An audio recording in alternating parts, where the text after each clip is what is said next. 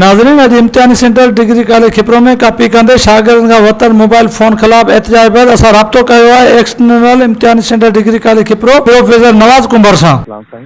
Sir, अवामी news में join करण ते तव्हांखे भली था चऊं।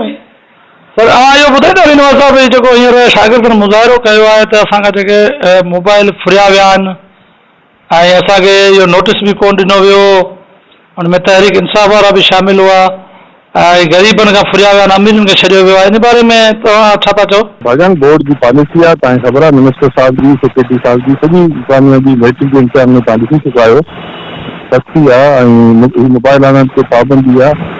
तो अहिड़े क़िस्म जो बैनर हर सेंटर ते लॻल आहे, अख़बारुनि में दर्ज अची चुको आहे। इहो वार्निंग असां सुबुह जो सवेल ॾिनी हुई त बाबा छोकिरा जॾहिं विया अथव, महिरबानी करे मोबाइल कलर जेके तव्हां मिट माइट आहिनि उन्हनि खे ॾियो, उहो कॾहिं न खणी अचे। इन बावजूदि छोकिरा मोबाइल खणी आया ऐं इहो ग़लति आहे त पोइ अमीरनि खां या ग़रीबनि खां मोबाइल 500 खनि मोबाइल असां उतां कढिया आहिनि छोकिरनि वटां। तो सभु ॿाहिरि आहे, ग़रीब अमीर हुआ, असांखे ख़बर कोन्हे कहिड़ो अमीर आहे कहिड़ो ग़रीब आहे।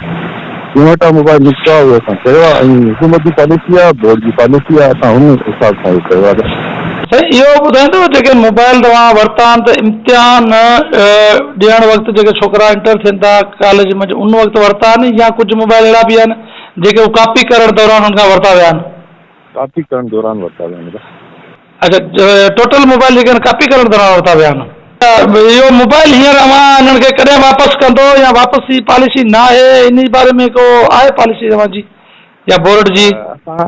फ़िलहाल असां वठी छॾिया आहिनि, असां बोर्ड इंतज़ामिया में असां ॻाल्हायूं था, उन्हनि खां पुछंदासीं त हिन जे लाइ छा करिणो आहे। छो जो ही त कॉपी कंदे ई पकड़िया विया आहिनि न छोकिरनि खे घणो करे, कुझु न पिया हुआ, कुझु कॉपी कंदे पकड़िया विया आहिनि, त इन्हनि जे लाइ कॉपी केस करणा आहिनि। छा पॉलिसी आहे जीअं डिक्लेयर थींदी फ़िलहाल असां मोबाइल सील करे छॾिया आहिनि। अच्छा, कॉपी कंदे जेके पकड़िया विया आहिनि त पोइ हिननि खे कॉपी केस थियणु खपे हा, त इहा नरमी छो कई वई आहे?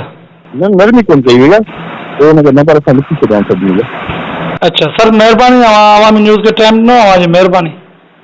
वधीक ख़बरनि ऐं तफ़सील लाइ विज़िट कयो अवामी news Facebook page, YouTube page ऐं अवामी न्यूज़ वेबसाइट।